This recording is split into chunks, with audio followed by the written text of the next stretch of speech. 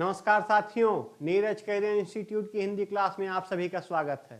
साथियों, आज हम चर्चा करेंगे विशेषण के प्रकार पर। विशेषण के प्रकार पर पिछली कक्षा में हमने चर्चा की थी विशेषण क्या है। तो विशेषण क्या है? संज्ञा या सर्वनाम की विशेषता बताने वाले शब्द को विशेषण कहते हैं। फिर हमने विशेषण के अंगों पर चर्चा की थी। जिससे विशेषता बताई जाए उसे कहते हैं विशेषक। जिसकी विशेषता बताई जाए उसे कहते हैं विशेष्य। और विशेषण की विशेषता जो बताए उसे कहेंगे प्राविशेषण। ये विशेषण के 3 अंगों पर हमने पिछली क्लास में चर्चा की थी।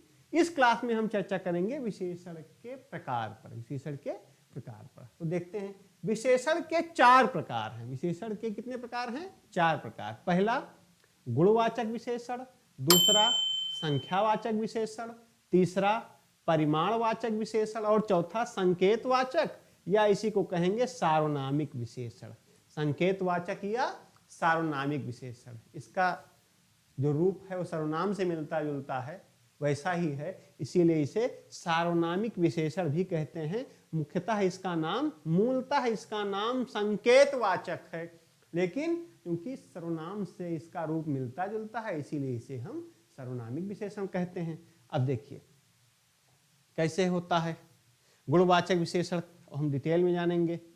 गुणवाचक विशेषण किसी संज्ञा या सर्वनाम की, किसके किसके देखते रहिए, किसी संज्ञा या सर्वनाम, संज्ञा या सर्वनाम की गुण, दोष, रूप, रंग, आकार, दशा, कौन कौन से गुण, दोष, रूप, रंग, आकार, दशा बताने वाले विशेषण को गुणवाचक विशेषण कहते हैं। क्या क्या बताएगा गुणवाचक विशेषण?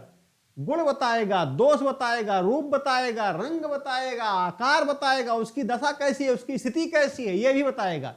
इतने विशेष के इतने गुणों को बताने वाले विशेषण को हम कहेंगे गुणवाचक विशेषण। क्या कहेंगे? गुणवाचक विशेषण। जैसे देखिए आदमी, लेकिन आदमी कैसा है? आदमी का स्वभाव कैसा है? अच्छा है। आदमी का स्वभाव कैसा है? अच्छा है। अच्छा क्या है? अच्छा है, गुणवाचक विशेषण। पीला कागज, कागज की विशेषता क्या है? उसका रंग कैसा है कागज का? तो कागज का रंग है पीला, पीला हुआ, गुणवाचक विशेषण। पानी, पानी की स्थिति कैसी है? पानी ठंडा है, गर्म नहीं है। पानी कैसा है? ठंडा है। ठंडा क्या हुआ? गुणवाचक विशेषण। ऐसे जो भी शब्द मिलेंगे। मोटा आदमी, अब आदमी की विशेषता क्या हुई यहां? मोटा आदमी, आदमी की विशेषता क्या हुई? आदमी मोटा है। मोटा क्या हुआ? गुणवाचक विशेषण। सड़ा चावल, अब चावल की विशेषता क्या हुई? कि वो सड़ा हुआ है, सड़ा चावल। अब यहां चावल की विशेषता क्या है? कि चावल सड़ा हुआ है। कैसा है? सड़ा हुआ। अब सड़ा क्या हुआ? सड़ा हुआ, गुणवाचक विशेषण। तो संज्ञा या सर्वनाम के गुण, दोष, रूप, रंग, आकार व दशा बताने वाले विशेषण को गुणवाचक विशेषण कहते हैं। अब देखिए इसकी खास बात, इसका प्रश्न बनाने पर कैसा, कैसी, कैसे का प्रयोग होता है। वह कैसा आदमी है, उत्तर मिलेगा। जिसका प्रश्न ऐसे बन जाता है कि वह कैसा आदमी है, केवल उत्तर देना ही ना जानिए, प्रश्न बनाना भी सीखिए। वह कैसा आदमी है, उत्तर मिलेगा वह अच्छा आदमी है। कागज किस रंग का है? कागज पीले रंग का है। पानी कैसा है? पानी का तापमान कैसा है? तो पानी ठंडा है। आदमी कैसा है देखने में? तो आदमी मोटा है। चावल कैसा है? चावल बहुत पुराना है, सड़ चुका है, सड़ा चावल है। चावल कैसा है? सड़ा हुआ है। तो आप इससे प्रश्न बना सकते हैं। औरत कैसी है? औरत बुरी औरत है। ठीक, तो ऐसे जो शब्द हैं जो संज्ञा सर्वनाम के रूप, रंग, गुण, आकार, दशा, दोष इनका वर्णन करते हैं, इन्हें हम गुणवाचक विशेषण कहते हैं। अगला विशेषण देखिए, अगला विशेषण है संख्यावाचक विशेषण। संख्यावाचक विशेषण किसी संज्ञा या सर्वनाम की संख्या का बोध कराने वाले, जैसे कि नाम से ही पता है संख्यावाचक, संख्या का वाचन करना, संख्या को बताना, संख्या को बार बार कहना, वाचन माने कहना, तो संख्या को कहने वाले विशेषण को क्या कहा जाएगा? संख्यावाचक विशेषण। किसी संज्ञा या सर्वनाम की संख्या का बोध कराने वाले, संज्ञा या सर्वनाम की संख्या का बोध कराने वाले विशेषण को संख्यावाचक विशेषण कहते हैं। अब संख्यावाचक विशेषण दो प्रकार के होते हैं, कौन कौन से? निश्चित संख्यावाची और अनिश्चित संख्यावाची। कुछ विशेषण ऐसे होते हैं जिनमें संख्या निश्चित है, 2, 5, 10, 20 ऐसे निश्चित है, और कुछ विशेषण ऐसे भी हैं जिनमें संख्या निश्चित नहीं है। कोई 200 लोग, कोई 500 लोग, लगभग 500 लोग, कुछ आदमी, संख्या तो निश्चित नहीं हुई ना, कुछ आदमी कह दिया गया, कोई नहीं निश्चित इसमें। तो अब देखिए हम इसका जो हम अध्ययन करते हैं, तो निश्चित संख्यावाची विशेषण में इसके रूप कैसे हैं? ये है गणनावाचक, इसमें आएगा गणनावाचक संख्यावाची विशेषण। गणनावाचक संख्यावाची विशेषण जैसे एक बताया मैंने, जैसे एक आदमी, एक फल, 2 फूल, 8 मजदूर, 10 नौकर, 100 आदमी, 1000 लोगों की जनसभा, ये सब क्या हैं? 1, 2, 5, 10, 20, 100, 1000, 2000, 10,000, 1 लाख, 1 करोड़, ये सब क्या है? ये सब गणनावाचक है, मतलब जिसे हम गिन सकते हैं, जिसे हम गिनते हैं, वह क्या है? वह है गणनावाचक, जिसकी गणना हो सके, इसे गिना जा सके। दूसरा देखिए आवर्तीवाचक, इसमें दोहराव होता रहता है, मतलब बार बार वो रिपीट होता रहता है। दोहराव का मतलब केवल 2 बार ही नहीं, कई बार चक्कर लगता रहता है ऐसे। जैसे 2 गुना धन, आज जमा कीजिए, 10 साल बाद धन 2 गुना। तो 2 गुना क्या है? आवर्तीवाचक, मतलब जितना है उतने और हो जाएगा, एक चक्कर जान लीजिए और लग गया उसमें। 3 गुना फायदा, 100 गुना पैसा जमा कीजिए, सोने में, म्यूचुअल फंड में निवेश कीजिए, इतने दिनों में आपका 100 गुना हो जाएगा, 1000 गुना हो जाएगा। बताने वाले ऐसे ही बताते हैं, लोगों को बहकाते हैं, लोग उनके जाल में फंस जाते हैं। फिर देखिए आगे क्रमवाचक, जिनमें क्रम निश्चित हो, जैसे पहला, सूची में मेरा पहला नाम है, सूची में क्रम बना हुआ है, मान लीजिए 100 लोगों की सूची है, 100 लोगों का नाम है, तो मेरा नाम पहले स्थान पर है, मेरा नाम दूसरे स्थान पर है, मैं लाइन में 5वां था, मुझसे आगे 4 लोग थे, या फिर 100वां था, 100 लोगों की लिस्ट थी, मेरा नाम सबसे नीचे था, तो क्या हुआ? मेरा स्थान वहां, मेरा स्थान हुआ 100वां। अब देखिए समूह या समुदायवाचक, जब पूरे समुदाय के लिए, समूह के लिए क्या है? ऐसे दोनों भाई इधर आओ, मतलब कोई है जो 2 भाई हैं, दोनों भाइयों को एक साथ बुलाया जा रहा है, तो कह दिया गया दोनों भाई इधर आओ, ठीक। तीनों बहनें अपने घर गईं, तो मतलब बहनों की संख्या कितनी है? 3, तीनों बहनें अपने घर गईं, तीनों भाई आए, ठीक। आप कह सकते हैं तीनों गायें चर रही हैं, तो गायों का एक समूह हुआ, तीनों गायें चर रही हैं। 20 आदमी काम पर लगे हुए हैं, 20 मजदूर काम पर लगे हुए हैं। मजदूर क्या हुआ? एक समूह में यहां काम कर रहे हैं, इनकी संख्या कितनी है? 20 है, गिना गया है। सैकड़ों आदमी काम पर हैं, सैकड़ों लोगों की भीड़ वहां थी, तो ये सब क्या है? ये सब समूह या समुदायवाचक विशेषण हैं। और ये सब क्या हैं? ये चारों, निश्चयवाचक, क्रमवाचक, आवर्तीवाचक और गणनावाचक, ये हैं निश्चित संख्यावाची विशेषण। क्या है? निश्चित संख्यावाची विशेषण। अब हम चर्चा करेंगे अनिश्चित संख्यावाची विशेषण क्या है। अनिश्चित संख्यावाची में देखिए, अनिश्चित संख्यावाची विशेषण में कोई कुछ ये शब्द आते हैं। क्या क्या आते हैं? कोई कुछ। संज्ञा में देखिए आप, जैसे 5-6 आदमी, निश्चित नहीं है, हो सकता है 5 आदमी, हो सकता है 6 आदमी हो, निश्चित नहीं है, तो कह दिया गया 5-6 आदमी। कितने आदमी? 5-6 आदमी। 100-200 लोग, लगभग 1000, ये देखिए लगभग 200 मजदूर। अनिश्चित संख्या है, संख्या कम भी हो सकती है, ज्यादा भी हो सकती है, गिनी नहीं गई है, इसीलिए क्या कहा गया? अनिश्चित। 8-10 लड़के, मैदान में 8-10 लड़के खेल रहे थे। मैंने देखा तो कि मैदान में कुछ लड़के खेल रहे थे, 8-10 लड़के खेल रहे थे, लेकिन 8 खेल रहे थे कि 10 खेल रहे थे, मैंने गिना नहीं उनको। ये संख्या अनिश्चित है। अगर गिन लिया होता तो गणनावाचक में आ गया होता, वो संख्यावाची विशेषण हो गया होता, लेकिन नहीं गिना है, एक अनुमान है, केवल अनिश्चित है। तो ये क्या हुए? ये सब किसके उदाहरण हुए? अनिश्चित संख्यावाची के। किसके? अनिश्चित संख्यावाची के। संख्यावाची विशेषण कितने भागों में बटा? 2 में। संख्यावाची, निश्चित संख्यावाची विशेषण और अनिश्चित संख्यावाची विशेषण। तीसरा देखते हैं। तीसरा है परिमाणवाचक विशेषण। परिमाणवाचक विशेषण, किसी संज्ञा या सर्वनाम की मात्रा, वह कितना है, खास तौर पर किस जगह इसका प्रयोग होता है? संख्यावाची विशेषण, परिमाणवाचक विशेषण का किसी संज्ञा या सर्वनाम की मात्रा, विशेष तौर पर जहां पर सबसे ज्यादा प्रयोग इसका होता है, जिससे पता लगाया जाता है, माप तौल बताने वाले, क्या बताता है? माप तौल बताने वाले विशेषण को परिमाणवाचक विशेषण कहते हैं।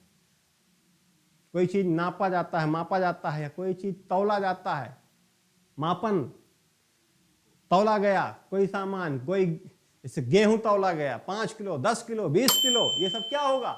ये सब परिमाणवाचक विशेषण के उदाहरण है। अब देखिए, परिमाणवाचक भी 2 प्रकार के हैं।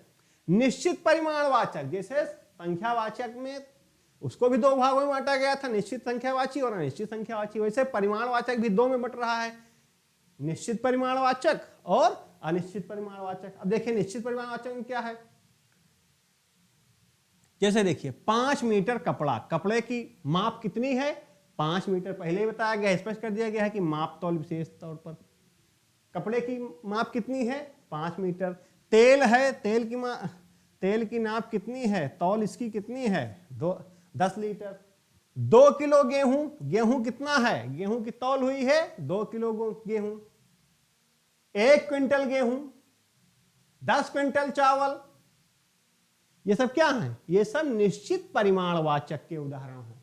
यहां पर परिमाण उनका निश्चित है, तौला गया है, नापा गया है, उनकी संख्या यहां पर दिखाई गई है। और अगर अनिश्चित है, नाप तौल नहीं होगी है उनकी, तब देखिए कैसे होगा, तब ये ऐसे होगा।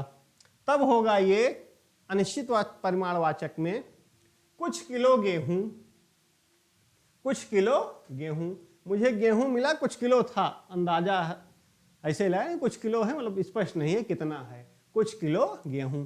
कुछ मीटर कपड़ा, कपड़ा तो है लेकिन कितने मीटर है, इसे मापा नहीं गया है। पटरी रखकर इसे, या जो जैसे दुकानों पर होता है वैसे मीटर से, इसको मीटर स्केल से मापा नहीं गया है, कितना है, कुछ मीटर है, कंफर्म नहीं है, स्पष्ट नहीं है। थोड़ा पानी, पानी है लेकिन थोड़ा सा है, कितने लीटर है, 5 लीटर है, 10 लीटर है, 20 लीटर है, कैन भरी हुई है, कितना है ये स्पष्ट नहीं है, लेकिन कुछ पानी है, थोड़ा सा पानी है वहां, ज्यादा नहीं है, थोड़ा है, लेकिन कितना है ये स्पष्ट नहीं है। ये क्या हुआ? ये हुआ अनिश्चित परिमाणवाचक, क्योंकि यहां पर निश्चित नहीं है। कुछ किलो गेहूं निश्चित नहीं हुआ, कुछ मीटर कपड़ा, यहां भी ये निश्चित नहीं हुआ। जान लीजिए, जहां भी अनिश्चित का प्रयोग करना हुआ वहां पर कोई और कुछ ये 2 शब्द स्थापित हो गए हैं कि इनका प्रयोग वहां होना ही होना है। अब देखिए अगला, अगला है, अगला अंतिम, दोनों यही है, संकेतवाचक या सार्वनामिक विशेषण। अब सार्वनामिक यहां क्यों कहा जा रहा है? क्योंकि इसका जो शब्द है संकेतवाचक विशेषण या सर्वनाम जैसे शब्द है। देखिए, यदि सर्वनाम, यहीं से शुरू ही होती है परिभाषा ही इसकी, यदि सर्वनाम शब्द के तुरंत बाद संज्ञा का प्रयोग होता है, यदि सर्वनाम शब्द के तुरंत बाद, ध्यान देने वाली बात है, सर्वनाम शब्द के तुरंत बाद संज्ञा का प्रयोग होता है तो सार्वनामिक विशेषण कहलाता है। तो यह शब्द क्या कहलाएगा, यह वाक्य क्या कहलाएगा, यहां जो ये शब्द होगा सर्वनाम, ये क्या कहलाएगा, सार्वनामिक विशेषण कहलाएगा। कहीं कहीं आपको ऐसे ही पढ़ना मिल सकता है कि संज्ञा के ठीक पहले यदि सर्वनाम आता है, संज्ञा के ठीक पहले यदि सर्वनाम आता है तो उसे सार्वनामिक विशेषण कहते हैं, या ऐसे भी सर्वनाम के ठीक बाद संज्ञा का प्रयोग होता है। बात एक ही हुई, कहीं पर संज्ञा पहले करके बता देते हैं, कहीं पर सर्वनाम पहले करके, परिभाषा जैसे आपको याद करने में आसानी हो, संज्ञा से ठीक पहले सर्वनाम आता है या सर्वनाम के ठीक बाद संज्ञा आती है, आपके ऊपर। तो क्या कहेंगे उसे, सर्वनाम शब्द के तुरंत बाद संज्ञा का प्रयोग होता है तो सार्वनामिक विशेषण कहलाता है। जैसे यह मेरा घर है, देखिए यह मेरा घर है, अब यह क्या है, आपने पढ़ा हुआ है कि यह सर्वनाम है, लेकिन ये देखिए यह घर मेरा है, संज्ञा क्या है, घर, घर के ठीक पहले आया है यह, इसलिए यह क्या हुआ, यह हुआ संकेतवाचक। यहाँ संकेत भी कर रहा है कि यह घर मेरा है, यह घर मेरा है, वह घर तुम्हारा है, तो यह वह ये जो संकेत हो रहा है इसे संकेतवाचक कहेंगे। अब क्योंकि इसका प्रयोग सर्वनाम जैसे शब्द के साथ हो रहा है इसे सार्वनामिक विशेषण भी कहेंगे। तो इसे क्या कहेंगे, संकेतवाचक विशेषण या सार्वनामिक विशेषण। अगला देखिए, वह लड़का मेरा दोस्त है। लड़का क्या है, लड़का संज्ञा है, उसके ठीक पहले आ गई ये शब्द आया वह, संकेत भी कर रहा है और सर्वनाम जैसा शब्द है इसीलिए इसे सार्वनामिक विशेषण कह रहा है। ठीक, और भी कह सकते हैं, वह किताब मेरी है, वह किताब मेरी है। अब यहां पर वह क्या है, वह है संकेतवाचक विशेषण। ठीक, क्या है, संकेतवाचक विशेषण। जिससे जितने भी शब्द हैं जो संज्ञा के ठीक पहले आ रहे हैं वो क्या हैं, सर्वनाम के शब्द हैं, सार्वनामिक विशेषण उन्हें कहा जाएगा। और वे सब क्या हैं, संकेतवाचक विशेषण, क्योंकि उन्हीं के माध्यम से हम संकेत कर रहे हैं, हम ये दर्शा रहे हैं कि हम जिसके बारे में बात कर रहे हैं वह कहाँ है, यह है, वह है। हम यह और वह का प्रयोग वहीं करते हैं, दूरी कम हो तो यह, दूरी अधिक हो जब हम इशारा करते हैं, बताते हैं अपनी बात को संकेत के माध्यम से, तो अगर दूरी कम है तो यह, दूरी अधिक है तो वह। इन दो शब्दों के माध्यम से, यह और वह के माध्यम से हम संकेत का प्रयोग करते हैं, संकेत करके बताते हैं। और यह और वह क्या है, ये दोनों शब्द सर्वनाम के उदाहरण हैं। तो इस तरीके से हमने देखा कि विशेषण कितने प्रकार के हैं। तो विशेषण 4 प्रकार के हैं। कौन कौन से, गुणवाचक, और कौन से, गुणवाचक के अलावा देखते रहिए, एक बार समराइज कर लीजिए, संख्यावाचक, परिमाणवाचक और हो गया आपका, अभी आपने पढ़ा संकेतवाचक सार्वनामिक। कौन कौन से, गुणवाचक, संख्यावाचक, परिमाणवाचक और संकेतवाचक। अब इसमें देखिए 2 तथ्य और छिपे हुए हैं। वो 2 तथ्य क्या हैं, वो 2 तथ्य हैं उद्देश्य विशेषण और विधेय विशेषण। उद्देश्य विशेषण और विधेय विशेषण, इन पर हम चर्चा करते हैं। उद्देश्य विशेषण, वाक्य में प्रयुक्त कर्ता, वाक्य में प्रयुक्त कर्ता। अब देखिए वाक्य में प्रयुक्त जो कर्ता है, संज्ञा सर्वनाम यही 2 होंगे, क्योंकि विशेषण किसकी विशेषता बताता है, संज्ञा और सर्वनाम की। तो जो वाक्य में प्रयुक्त करता है वह क्या है, वह उद्देश्य विशेषण होता है। जो करता है वह क्या है, उद्देश्य विशेषण।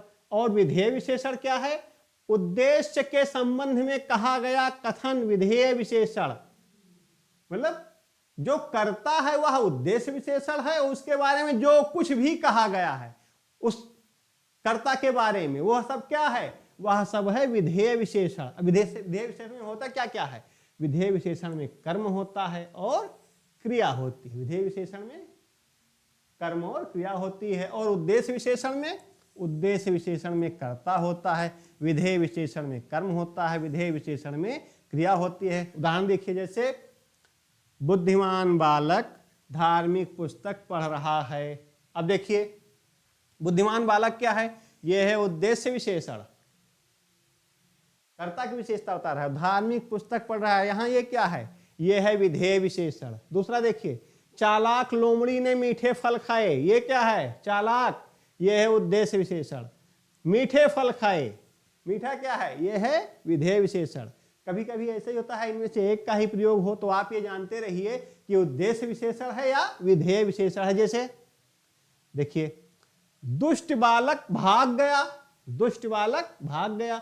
अब बालक की विशेषता क्या बता रही है, कर्ता कौन है इसमें, कर्ता बालक है, कर्ता कौन है, बालक। बालक विशेषता क्या है, दुष्ट बालक। तो ये दुष्ट क्या हुआ, दुष्ट हुआ उद्देश्य विशेषण। दुष्ट क्या हुआ, उद्देश्य विशेषण हुआ। और ये क्या है, ये क्रिया इसमें शामिल है, ये है विधेय विशेषण के लिए। सोहन ने सुंदर चित्र बनाया। अब सोहन क्या है, सोहन उद्देश्य है, कर्ता है यहाँ, और सुंदर चित्र बनाया। अब ये जो चित्र है, ये सुंदर चित्र क्या है, सुंदर है, ये क्या है, ये विधेय विशेषण है।